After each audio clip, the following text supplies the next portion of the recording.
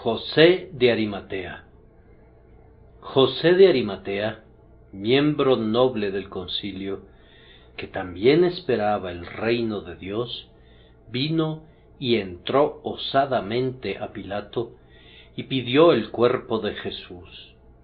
Pilato se sorprendió de que ya hubiese muerto, y haciendo venir al centurión, le preguntó si ya estaba muerto. E informado por el centurión, dio el cuerpo a José, el cual compró una sábana, y quitándolo, lo envolvió en la sábana, y lo puso en un sepulcro que estaba cavado en una peña, e hizo rodar una piedra a la entrada del sepulcro. Fue un día muy sombrío para la Iglesia de Dios y para la causa de Cristo, pues, como el Señor Jesús estaba muerto, el sol de sus almas había marchado al ocaso. Entonces todos los discípulos, dejándole, huyeron. Seréis esparcidos cada uno por su lado, y me dejaréis solo. Fueron las tristes palabras de Jesús que se habían hecho realidad. Él pendía muerto en la cruz, y sus enemigos esperaban que ese fuera su fin, mientras que sus amigos temían que lo fuera. Unas cuantas mujeres que habían permanecido en torno a la cruz, fieles hasta el propio fin, dieron muestras de fidelidad hasta la muerte. Pero ¿qué podían hacer para recobrar su cuerpo sagrado y darle una honrosa sepultura? Esa carne inestimable parecía estar en peligro de correr la suerte que usualmente aguardaba los cuerpos de los malhechores.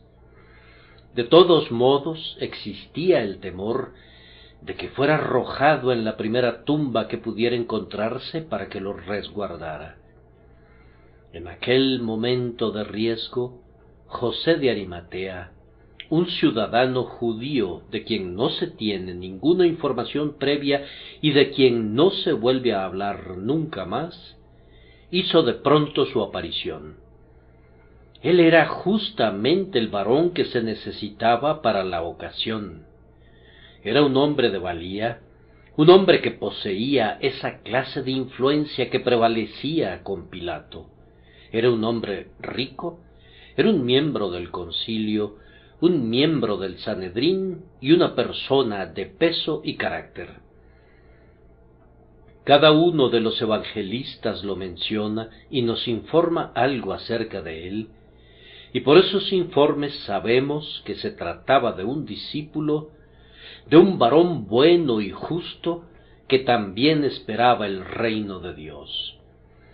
José había sido una persona reservada y probablemente fuera antes un cobarde, pero en aquel momento se aproximó a la cruz y vio cómo estaban las cosas, y entonces vino y entró osadamente a Pilato y pidió el cuerpo de Jesús, que le fue concedido. Aprendamos de esto que Dios cuenta siempre con sus testigos. Por más que el ministerio renuncie a la verdad, por más que quienes debieran ser líderes se vuelvan desleales, la verdad de Dios no deja de contar con amigos. Pudiera suceder con la Iglesia lo mismo que sucede cuando un abanderado se acobarda y el regimiento está a punto de caer en el desaliento.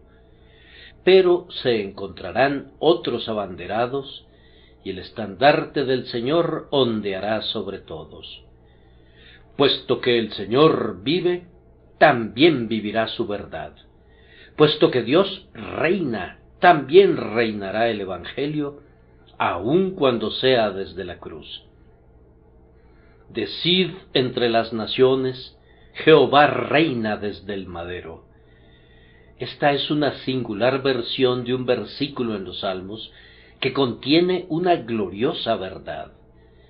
Si bien Jesús pende muerto en la cruz, conserva todavía la posesión del trono y habrá de reinar por los siglos de los siglos. Debes recordar esto para tener ánimo en el día nublado y sombrío. Si vives en cualquier lugar en donde los fieles escasean en medio de los hombres, no te retuerzas las manos llevado por la angustia, ni te quedes sentado sumido en la desesperación, como si fuese el fin de la causa que amas. El Señor vive, y Él mantendrá viva una simiente fiel en la tierra. Otro José de Arimatea se presentará en el momento de urgente necesidad. Se encontrará al hombre justo cuando no podamos prescindir de él. Hubo en Egipto un José para Israel, y hubo un José para Jesús en la cruz. Un José cumplió para él el papel de un padre en su nacimiento, y otro José hizo los arreglos para su entierro. El Señor no se quedará sin amigos. Hubo un día sombrío en la historia del Antiguo Testamento, cuando se oscurecieron los ojos de Elí, el siervo de Dios. Y lo que es peor todavía fue que estaba casi tan ciego mentalmente como lo estaba físicamente, pues sus hijos se envilecieron y él no los estorbó. Parecía como si Dios tuviera que renunciar a su Israel. Pero ¿quién es este niño que es llevado por su madre, este niño pequeñito que se va a quedar en el santuario para servir a su Dios mientras viva? Aquel hombrecito tan pequeñito que viste una túnica pequeña que las manos de su madre le confeccionaron amorosamente. Miren ustedes que tienen los ojos de la fe, pues el profeta Samuel está ante ustedes, el siervo del Señor, por cuyo santo ejemplo Israel será conducido a mejores cosas y será liberado de la opresión que castigaba las iniquidades de los hijos de Eli. Dios tiene hoy, en alguna parte, yo no sé dónde, pudiera ser en una oscura casita de alguna aldea inglesa, o en una lejana cabaña de madera ubicada en una región remota en los bosques de América, o en las viviendas insalubres de nuestros barrios bajos, o en nuestros palacios. Dios tiene hoy un hombre que cuando alcance una mayor madurez en la vida, libertará a Israel peleando las batallas del Señor. El Señor está preparando a su siervo, y cuando llegue el momento, cuando la hora necesite al hombre, se dispondrá de un hombre para la hora. La voluntad del Señor se cumplirá, independientemente de lo que pudieran pensar los infieles y los escépticos. Yo veo en esta aparición de José de Arimatea, justo en el momento requerido, un pozo de consuelo para todos los que llevan en sus corazones la causa de Dios. No necesitamos que nuestras mentes se preocupen respecto a quiénes habrán de suceder a los pastores y a los evangelistas de hoy. Podemos confiar a nuestro Dios la sucesión apostólica. Quiero hablar esta mañana con respecto a ese José de Arimatea, a ese miembro noble del concilio, orando para que pueda dirigirme a sus almas en todo momento. Como ya he dicho, no hay ninguna otra información sobre José fuera de lo que está registrado aquí. Él brilla cuando se le necesita y enseguida desaparece. Su expediente está en lo alto. No necesitamos mencionar las tradiciones que existen acerca de él, pues pienso que la práctica de citar leyendas tiene una tendencia perversa que puede apartarnos de la pura y genuina palabra de Dios. ¿Qué tenemos que ver ustedes y yo con la tradición? ¿Acaso no nos basta la Escritura? Probablemente no haya ninguna verdad en las absurdas historias de José y Glastonbury, y si la hubiese, pudieran no ser relevantes para nosotros. Si algún hecho hubiese sido digno de la pluma de la inspiración, habría quedado por escrito, y como no está registrado, no tenemos ningún deseo de saberlo. Hemos de quedarnos satisfechos con hacer una pausa allí donde el Espíritu Santo detiene su pluma. Esta mañana voy a usar el caso de José de Arimatea de 4 formas. Primero, como una advertencia para nosotros. Era un discípulo de Jesús, pero secretamente, por miedo de los judíos. En segundo lugar, para nuestra instrucción.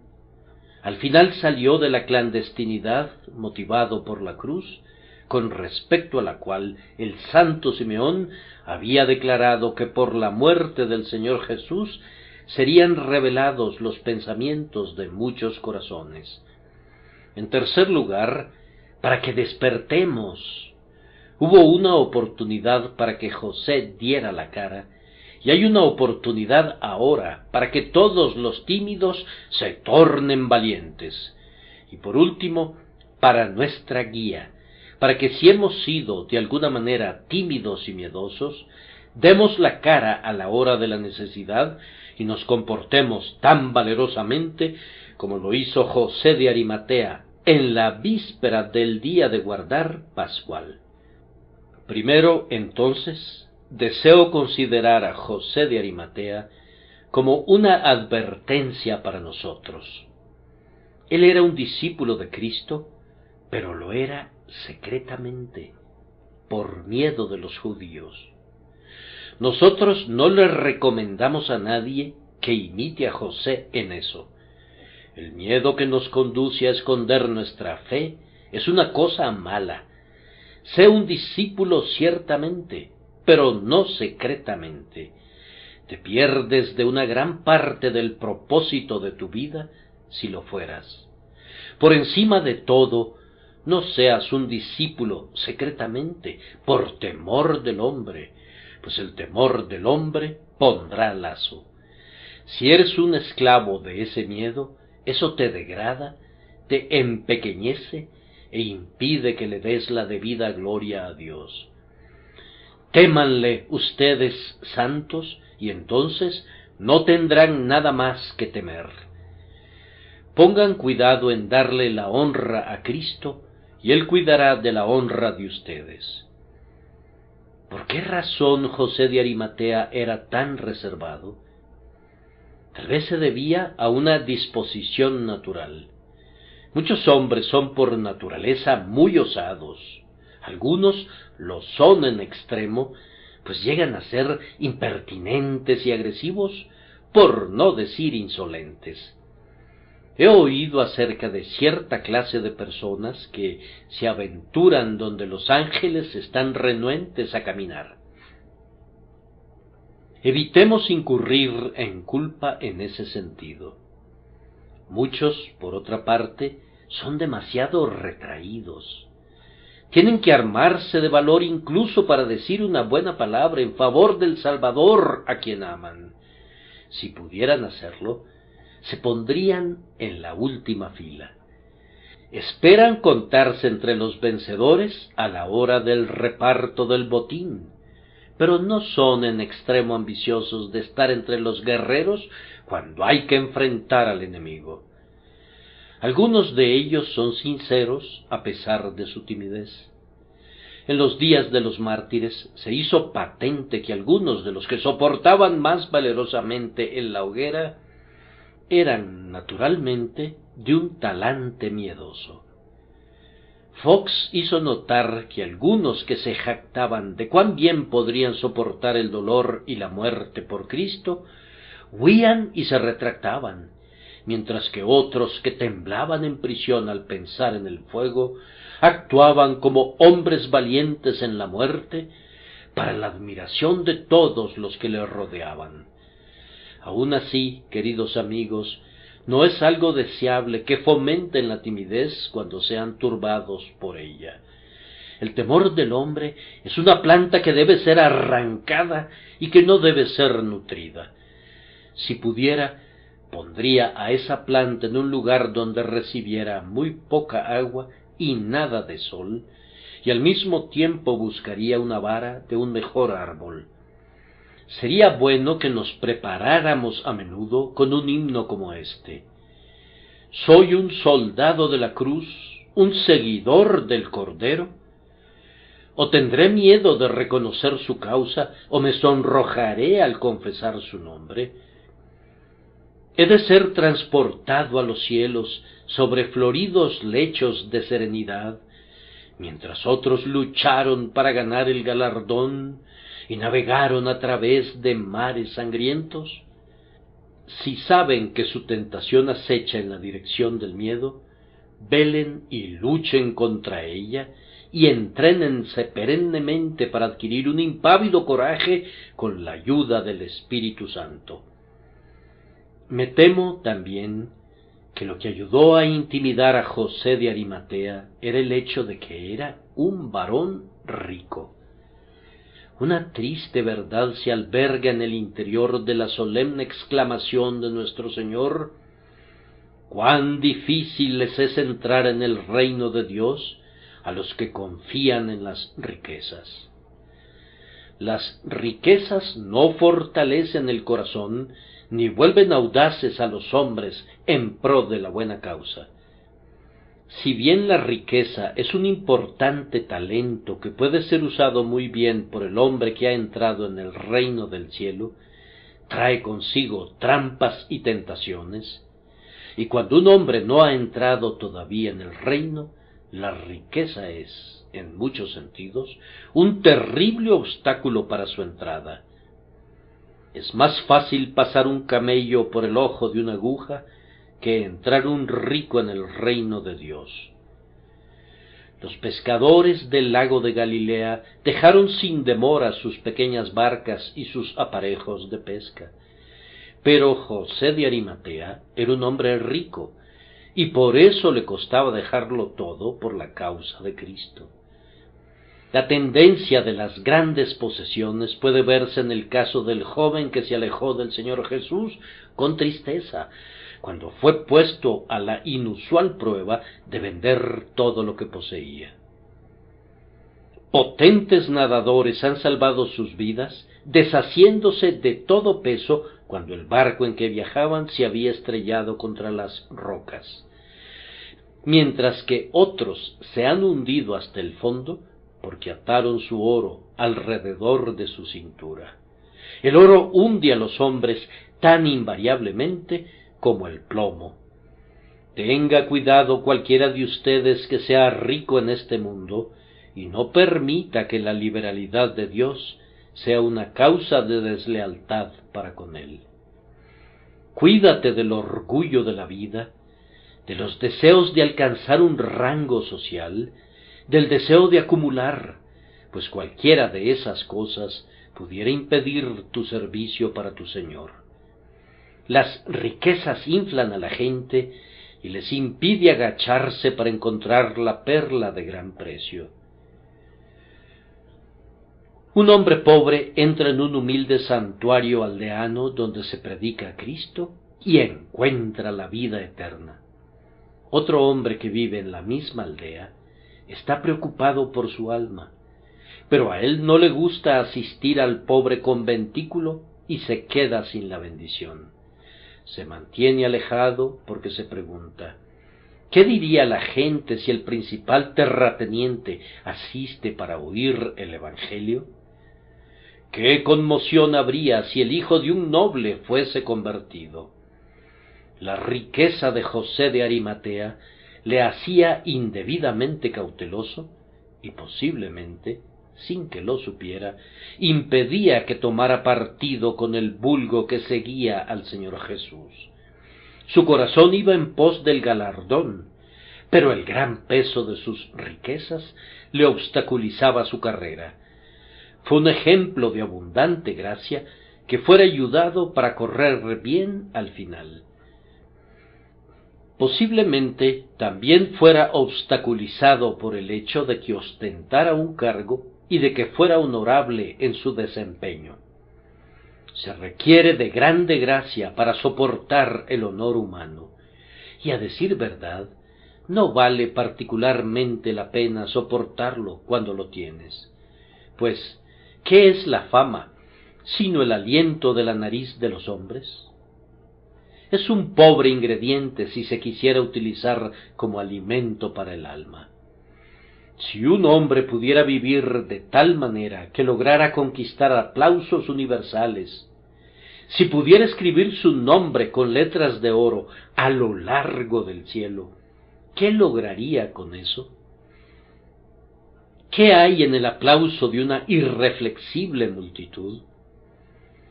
Si se ganara mediante una virtud perseverante la aprobación de unos hombres buenos, sería más deseable que grandes riquezas.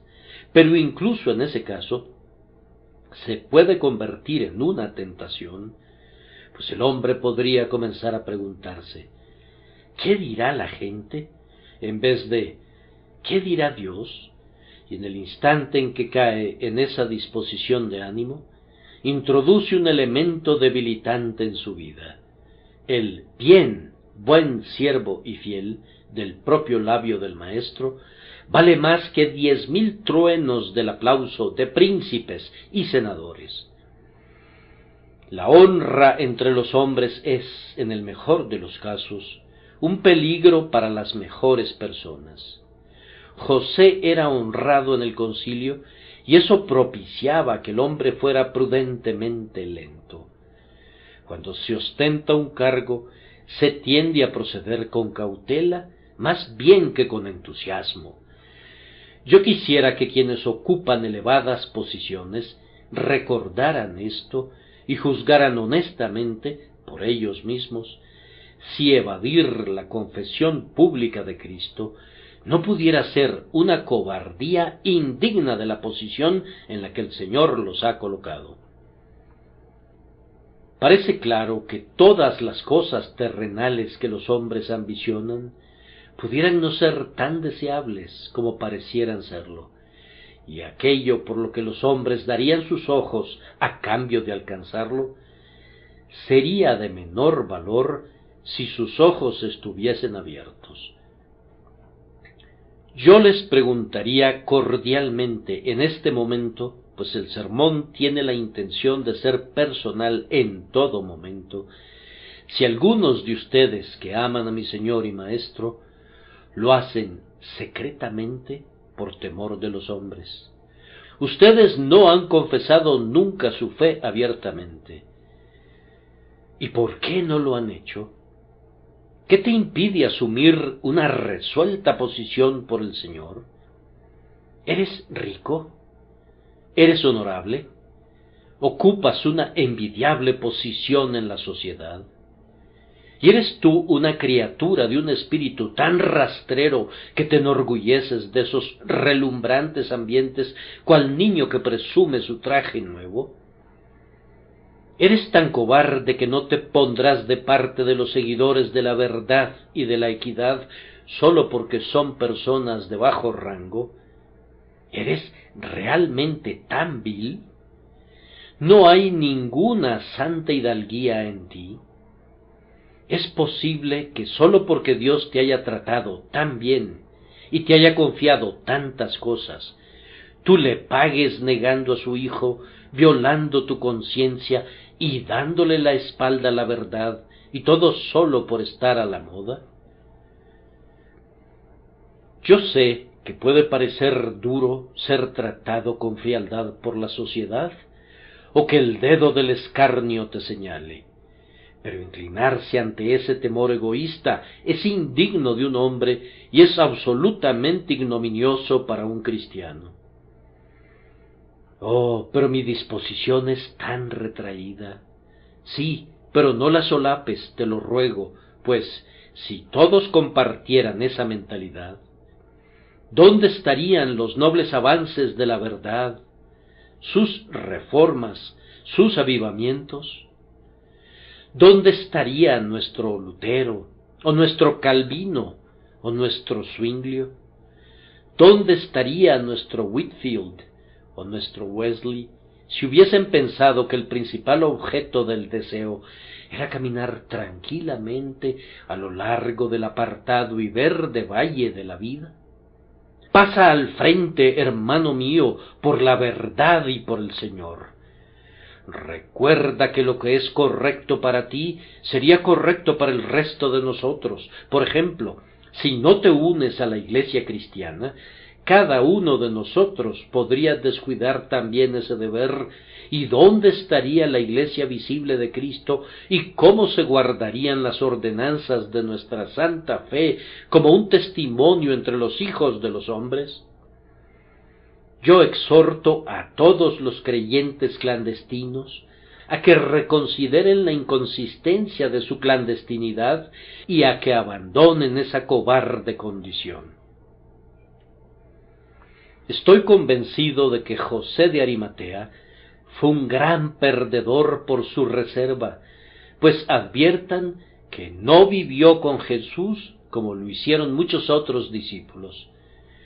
Durante aquel breve pero dorado período en que los hombres caminaron y hablaron, y comieron y bebieron con Jesús, José no estaba con él. No estuvo entre los 12 como posiblemente hubiera estado si hubiese poseído más valor y decisión. José se perdió de muchas de aquellas conversaciones familiares que el Señor reservaba para los suyos cuando despedía a las multitudes. Se perdió de aquel sagrado entrenamiento y fortalecimiento que equipaba a los hombres para llevar las nobles vidas de los santos primitivos. ¿Cuántas oportunidades debe de haberse perdido de trabajar para el Maestro y con el Maestro? Tal vez no nos enteramos de nada más de él, porque no hizo nada más. Posiblemente esa única acción grandiosa que ha redimido su nombre del olvido es todo lo que está registrado, porque fue realmente todo lo que era digno de registrarse. José debe de haber sido un hombre más débil, más triste y menos útil por haber seguido a Cristo de lejos. Pluguiese al cielo que unas reflexiones como estas atrajeran a nuestros amados hermanos cristianos que son verdaderamente fieles y honorables, pero que han estado escondidos hasta ahora entre el bagaje y que no han salido para ponerse del lado de Jesús. En segundo lugar, habiendo considerado a José de Arimatea como una advertencia, voy a proceder a hablar de él como una lección para nuestra instrucción. José pasó al frente después de todo, y también lo harán ustedes, amigos míos. Si son honestos y sinceros, tarde o temprano tendrán que confesar a su Señor. ¿No creen que sería mejor hacerlo cuanto antes, en vez de hacerlo más tarde? El día vendrá cuando esa vergüenza que ahora temen caiga sobre ustedes. Con la misma certeza de que eres un creyente sincero, te habrás de encontrar ese vituperio y esa burla que ahora te alarman. ¿Por qué no enfrentarlos de inmediato y acabar con eso? Tendrás que confesar a Cristo delante de muchos testigos. ¿Por qué no comenzar a hacerlo de inmediato? ¿Cuál es la dificultad de ello? ¿Resultará ser más fácil para ti? ¿Te traerá una mayor bendición y será más dulce en el recuerdo posteriormente a que sigas posponiéndolo? ¿Qué fue lo que llevó a José de Arimatea a dar la cara? Fue el poder de la cruz. ¿No es algo notable que toda la vida de Cristo no provocara una abierta confesión de este hombre? Los milagros de nuestro Señor, sus maravillosos discursos, su pobreza y su abnegación, su gloriosa vida de santidad y benevolencia, todo eso pudo haber ayudado a edificar a José en su fe secreta, pero no bastó para generar en él una valiente confesión de fe. La vergonzosa muerte en la cruz tuvo un mayor poder sobre José que toda la hermosura de la vida de Cristo. Veamos ahora, ustedes que son tímidos y retraídos, si la cruz no tendrá hoy la misma influencia sobre ustedes. Yo creo que la tendrá si la estudian cuidadosamente. Estoy seguro de que lo hará si el Espíritu Santo la confirma para su corazón. Yo supongo que para José de Arimatea la muerte de Cristo en la cruz pareció ser algo tan perverso que tuvo que salir en favor de aquel que había sido tan maltratado. Él no dio su consentimiento para el acuerdo de los hombres del Sanedrín para condenar a muerte a Jesús. Probablemente él y Nicodemo se retiraran juntos de la asamblea. Pero cuando vio que el crimen había sido realmente cometido y que el varón inocente había sido entregado a la muerte, entonces dijo: «No puedo ser un testigo mudo de semejante crimen. Ahora debo estar del lado del santo y justo». Por tanto salió y dio muestras de ser un siervo dispuesto de su Señor crucificado. Sin importar lo que sucediera, José sentía que debía reconocer que estaba del lado de la justicia ahora que le habían quitado maliciosamente la vida al Señor Jesús. Era tarde, era tristemente tarde, pero no era demasiado tarde. Oh discípulo clandestino, ¿no abandonarás tu escondite? ¿No te apresurarás a hacerlo? Tú que eres callado y reservado, si oyeras que el nombre de Jesús es blasfemado, como lo es en estos perversos días, ¿no lo defenderías?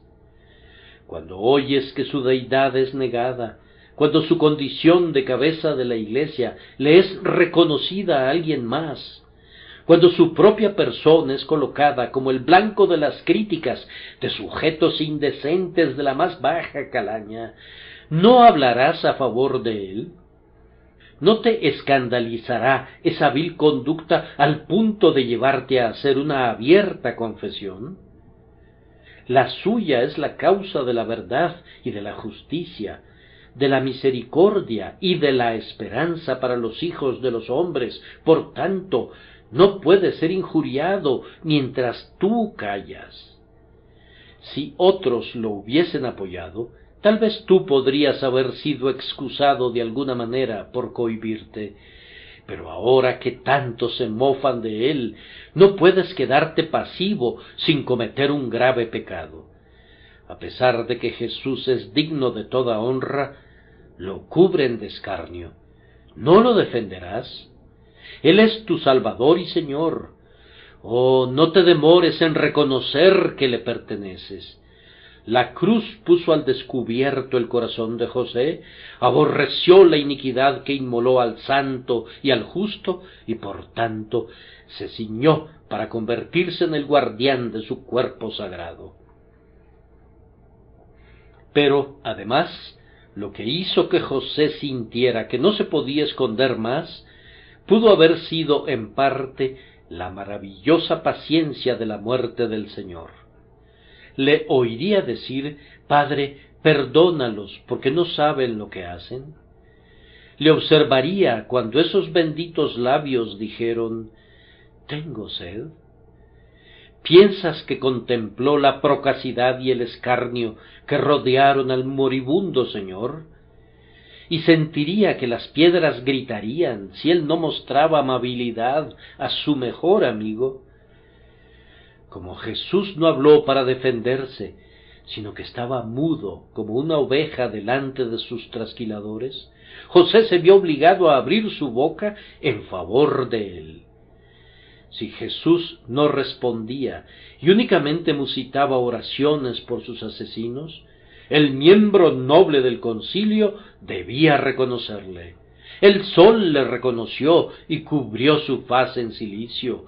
La tierra le reconoció y se estremeció hasta su propio centro ante sus sufrimientos. La muerte le reconoció y devolvió los cuerpos que el sepulcro había retenido hasta entonces. El templo le reconoció y en su horror rasgó su velo, cual mujer que tiene su corazón completamente quebrantado por los horrores que ha visto. Por tanto, José tiene que reconocerle y no puede resistir el impulso. Oh hermanos, si ustedes han sido reservados, que un motivo semejante los conduzca a unirse a la vanguardia del ejército. Luego ocurrieron todos los portentos de esa muerte que José presenció, a los que ya he aludido. Bastaron para convencer al centurión de que él era un hombre justo, convencieron a otros de que él era el Hijo de Dios, y aquel que ya era un discípulo de Cristo debe de haber sido grandemente confirmado en esa convicción por todo lo que vio en torno a la cruz. Había llegado el momento en que debía actuar valerosamente como un discípulo de Cristo. ¿No ha habido prodigios de conversión alrededor tuyo? ¿No ha habido respuestas a la oración? ¿No ha habido liberaciones providenciales? ¿No deberían esas cosas conducir a los reservados a declararse públicamente? No creo que entendiera plenamente el designio de la muerte de nuestro Señor. Tenía algún conocimiento al respecto, pero no el suficiente conocimiento como el que tenemos ahora que el Espíritu de Dios ha aparecido en toda su plenitud y nos ha enseñado el significado de la cruz. Oh, escuchen, señores, ustedes que no están abiertamente de su lado, ustedes que no han llevado nunca su librea, ni han entrado manifiestamente a su servicio. Él murió por ustedes. Todas esas heridas fueron por ustedes. Fue enteramente por ustedes ese sudor sangriento del que todavía pueden verse los vestigios en el semblante del crucificado. Por ustedes fueron la sed y la fiebre, por ustedes fue la inclinación de la cabeza y la entrega del espíritu. ¿Y pueden avergonzarse de reconocerle? ¿No soportarán la censura y el escarnio por la amada causa de aquel que soportó todo eso por ustedes? Habla ahora desde lo profundo de tu alma y di: Él me amó y se entregó a sí mismo por mí. Si no puedes decir eso, no puedes ser feliz. Pero si puedes decirlo, entonces, ¿qué sigue? ¿No has de amarle y entregarte por él? La cruz es un imán prodigioso que atrae hacia Jesús a todo hombre de legítimo temple. Es un pendón izado en lo alto, en torno al cual se han de congregar todos los que son leales. Esta cruz de fuego, llevada a través de todas las tierras, despertará a los valientes y los conducirá rápidamente al campo de batalla. Pueden ver a su Señor sufriendo por ustedes hasta la muerte, para luego darle la espalda. Oro pidiendo que no duden más, sino que clamen de inmediato: registra mi nombre entre sus seguidores, pues voy a luchar hasta el fin, hasta que le oiga decir: entra, entra, obtendrás la gloria eterna. Aquí concluyen los comentarios basados en la vida de José de Arimatea por vía de instrucción. Si la cruz no saca a la persona de su escondite, ¿qué cosa lo hará? Si el espectáculo del amor agonizante no aviva en nosotros un valiente afecto por él, ¿qué podría hacerlo? Ahora tengo que mencionar, en tercer lugar, algo que nos ayude a despertar.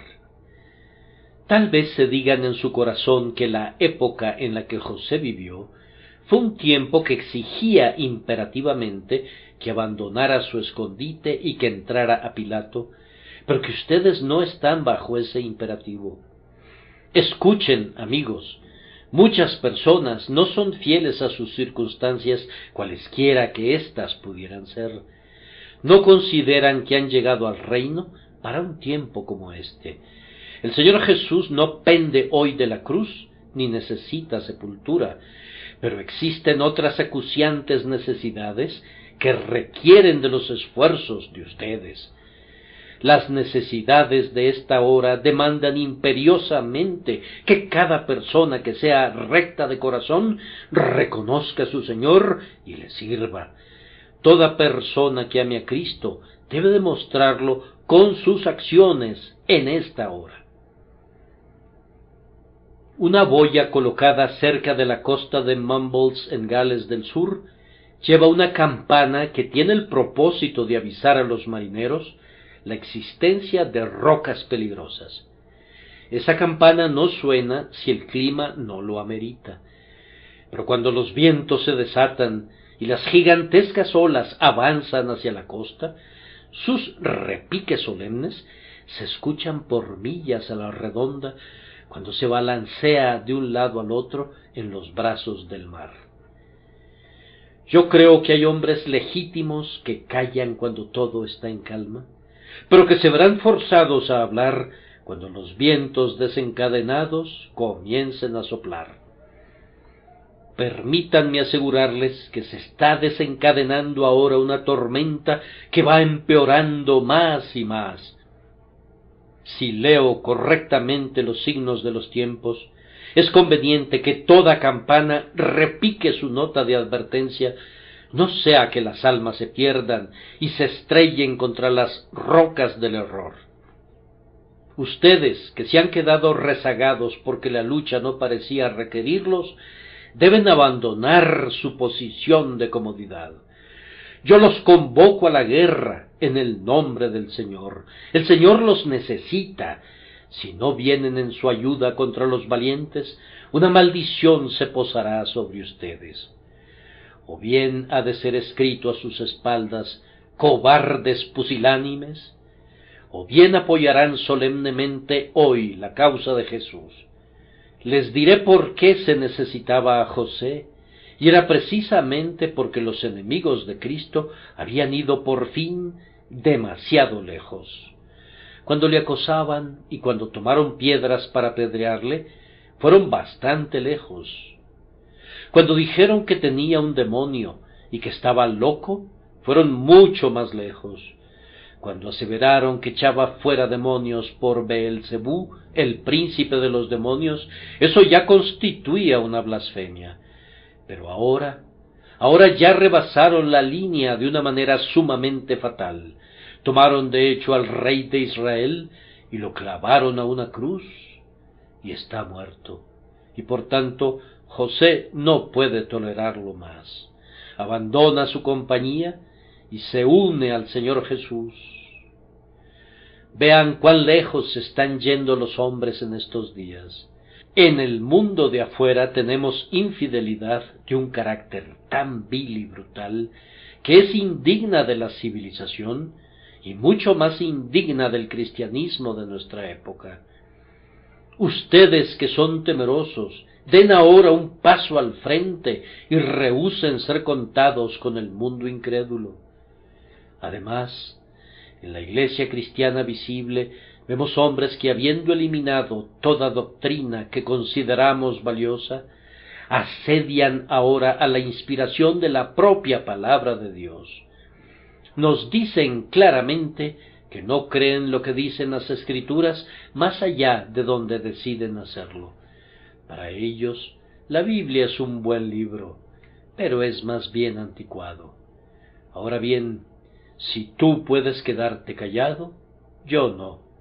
La ciudadela del cristianismo está siendo atacada ahora. Que ningún valiente rehúse defenderla.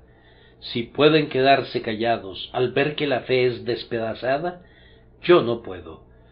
Vamos, eso basta para hacer que cada varón se ciña su arma y se apresure al combate.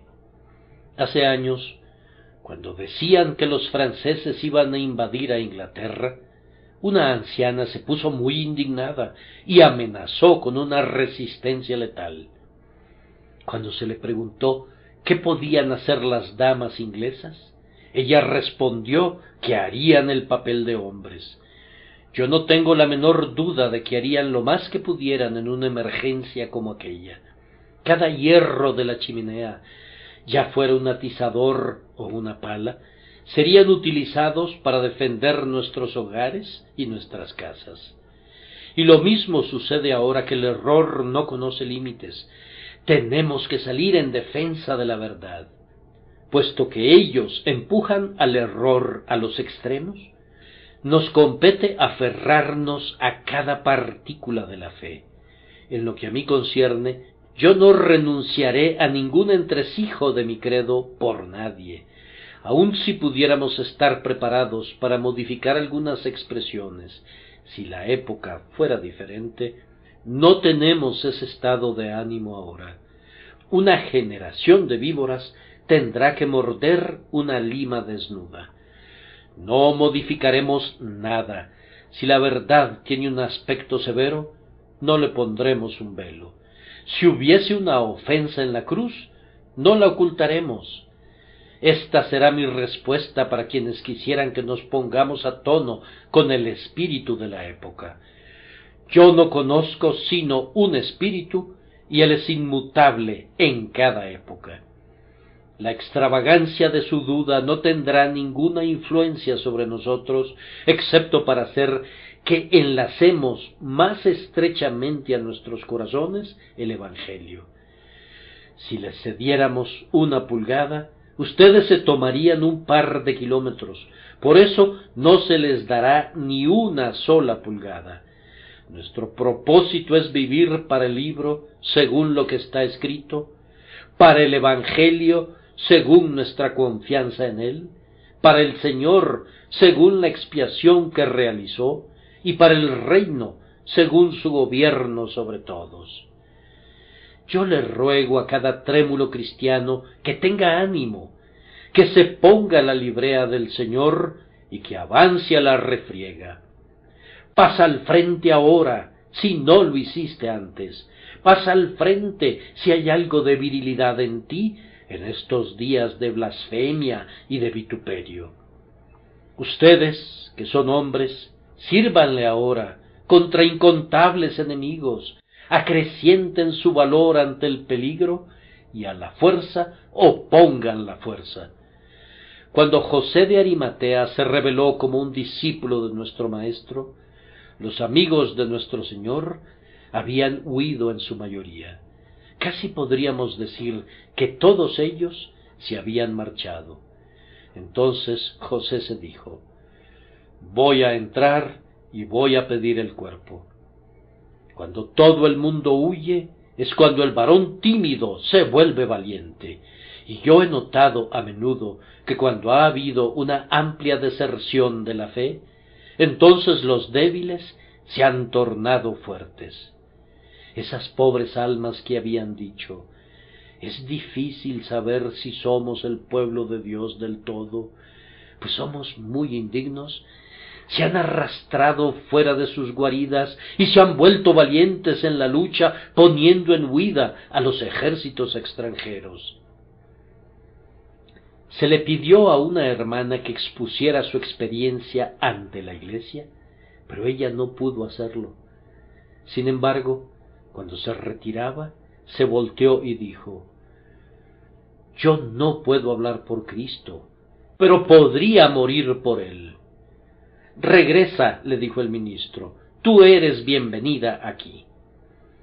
Esos que están escondidos se comportan gloriosamente en los días en los que somos propensos a temer que ningún testigo por la verdad siga vivo.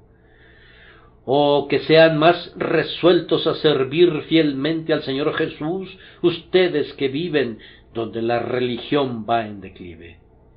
Y luego, ustedes saben que en el tiempo de José, el pueblo que era fiel al Señor era un grupo muy débil. Los que no eran absolutamente pobres, las mujeres que podían ministrarle de sus riquezas, eran incapaces de reunirse con Pilato y pedirle el cuerpo. Él no las habría recibido, y si lo hubiese hecho, ellas eran demasiado tímidas para solicitar una entrevista.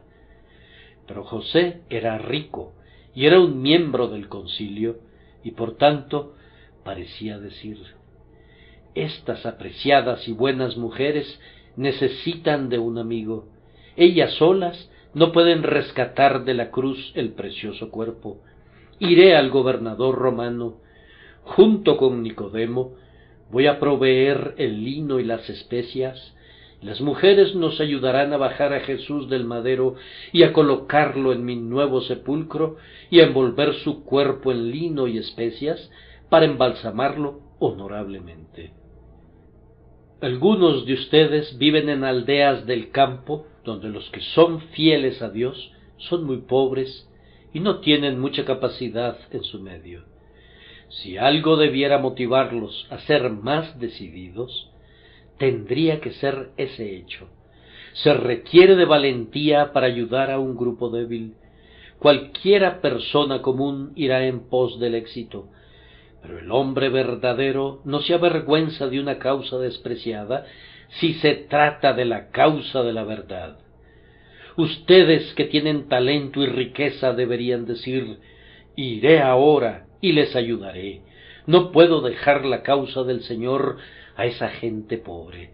Sé que hacen lo más que pueden, pero como eso es poco, voy a unirme a ellos y voy a dedicarme a ayudarles por causa de mi grandioso Señor. ¿Acaso no pueden ver cuál es mi intención? Mi único deseo esta mañana es inducir a cualquiera de ustedes que haya flaqueado por un instante a que vaya a la carga por Jesús y por todas partes, en cada lugar que pudiera sugerírselo la sabiduría, que confiese este nombre amado y sagrado. Tal vez ustedes sean capullos que no puedan florecer sino hasta que la luz se oscurezca, como la pitahaya que florece en la noche, o como la primavera nocturna. Ahora es su hora, la noche ha llegado ya. Florezcan, mis queridos amigos, y llenen el aire con la deleitable fragancia de su amor. Cuando otras flores están cerradas, preocúpense por abrirse al rocío. En estas tenebrosas horas brillen ustedes, estrellas. El sol se ha puesto. Si no fuera así, podrían permanecer ocultas, pero ahora permitan que las veamos. José y Nicodemo no se habían dejado ver a la luz del día cuando Jesús vivía, pero cuando el sol se puso debido a su muerte, entonces su fulgor brilló a plenitud. Oh hermano mío vacilante, ahora es tu tiempo y tu hora. Sírvete valientemente de eso para la causa de nuestro grandioso Señor. Por último, hay algo en este tema que es para nuestra guía. Alguien dice: ¿qué quieres decir con dar la cara? Puedo ver lo que hizo José. ¿Qué he de hacer yo? Yo no vivo en Arimatea y no hay ningún Pilato en estos días. Al reconocer a su Señor, José se expuso a un riesgo personal. Un esclavo cristiano cuyo amo fue ejecutado por ser un cristiano, fue al juez y le pidió el cuerpo de su amo para sepultarlo. El juez le preguntó: ¿por qué deseas el cuerpo de tu amo? Porque él era un cristiano y yo también lo soy. El esclavo cristiano fue también condenado a morir por esa confesión. Pudiera haber sucedido lo mismo con Pilato, pues los gobernantes judíos odiaban a José y anhelaban su muerte. Se había reservado durante mucho tiempo, pero ahora arriesgaba su vida en manos de los judíos y acudía osadamente a Pilato. Leemos: pidió el cuerpo de Jesús, pero como bien dice un comentarista, él no era ningún cobarde, aunque imploró que le entregaran el cuerpo. Simplemente suplicó, rogó por el cuerpo, imploró para recobrarlo, y el procurador cedió a su deseo. Ahora, ¿crees tú que si fuese necesario poner en peligro tus mejores intereses terrenales por causa de Cristo, podrías hacerlo? ¿Perderías el nombre que tienes para la cultura y el valor confesando la antigua fe en estos días apóstatas? ¿Puedes dejarlo todo por Jesús? Aunque destruyera los vínculos más queridos, aunque destrozara las más brillantes perspectivas, ¿podrías tomar la cruz y seguir a tu Señor? Aquel que murió por ti merece que calcules el costo y que lo consideres como nada por su causa amada, si es que le puedes honrar. Recuerda además que este buen hombre, José de Arimatea, cuando tomó el cuerpo de Jesús, atrajo sobre sí la contaminación ceremonial. Pudiera parecerte algo muy insignificante, pero para un judío era muy grave, especialmente durante la semana de la Pascua. José tocó ese bendito cuerpo y, según el juicio de los judíos, se contaminó. Pero, yo les garantizo que no consideró que fuera ninguna contaminación tocar la bendita persona de su Señor, aun cuando la vida hubiera partido de ese cuerpo sin par. Y no era ninguna contaminación, era un honor tocar ese cuerpo santo, ese cuerpo preparado por Dios. Sin embargo, te dirán que te rebajas si das la cara por Cristo y te unes con su pueblo. Te señalarán y te endilgarán un nombre oprobioso y te acusarán de fanatismo. Asume esa bendita vergüenza y di, como lo hizo David: aún me haré más vil. La deshonra por Cristo es honor, y la vergüenza por Él es la propia cumbre de la gloria. No te quedarás rezagado, así confío, sino que darás un paso al frente y confesarás tu fe, aunque te conviertas por ello en la escoria de todas las cosas. Y luego, habiendo arriesgado su vida y habiendo renunciado a su honra, este hombre estaba contento con incurrir en un gran costo en el sepelio de Cristo. Fue y compró lino fino y renunció alegremente a ese sepulcro cavado en la roca, cuya posesión era la ambición de todo israelita, para que el Señor fuese sepultado allí. Ahora bien, siempre que reconozcas a Cristo, reconócelo en la práctica. No le niegues tu bolsa, ni pienses que puedas decir yo soy suyo sin hacer nada por él. Leí la historia de un diácono anciano en Maine, en Estados Unidos, que entró a una reunión después de que se había realizado una colecta para las misiones. Allí mismo el ministro le pidió a nuestro buen hermano Sewell que orara. Sewell no oró, sino que metió su mano en su bolsillo y hurgó a tientas.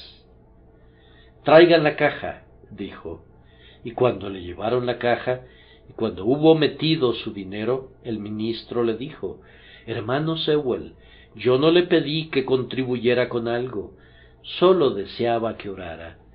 «Oh», dijo él, «no podía hacerlo mientras no hubiera dado algo». Se sentía obligado a hacer algo primero por la gran obra de las misiones, y habiendo hecho eso, pudo orar. Oh, que todo el pueblo de Cristo sintiera la justicia de esa línea de conducta. ¿Acaso no es sobremanera natural y apropiado? Cuando el Salvador necesitó una sepultura, José no podía dejar de serle fiel dejándolo insepulto. Y ahora que el Salvador no necesita ser sepultado, sino que necesita ser predicado entre los hijos de los hombres en todo su poder viviente, si le amamos, tenemos que hacer todo lo que esté de nuestra parte para propagar el conocimiento de su nombre. Den un paso al frente entonces, pasen al frente entonces, ustedes que están escondidos detrás del bagaje. Algunos de ustedes son forasteros que vienen del campo, que han vivido en la aldea y que han asistido a los servicios, pero que nunca se han unido a la iglesia. No dejen que amanezca otro domingo sin que hayan sometido su nombre para ser contados con el pueblo de Dios. Y cualquiera de ustedes que haya venido con frecuencia al tabernáculo y diga que nadie le ha hablado, que le hable simplemente a alguien más y que reconozca lo que el Señor ha hecho por él.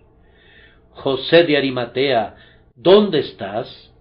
Pasa al frente, hombre, pasa al frente, tu tiempo ha llegado, pasa al frente ahora. Si has seguido a Cristo secretamente, lanza el sigilo a los vientos. A partir de ahora, has de estar entre los más valientes de los valientes, entre los escoltas de Cristo que le siguen donde quiera que va. No tengas ningún miedo, ni pienses en el miedo, sino más bien considera que todo es un gozo si caes en múltiples tribulaciones por causa del nombre de aquel que es Rey de Reyes y Señor de Señores, a quien sea la gloria por los siglos de los siglos. Amén.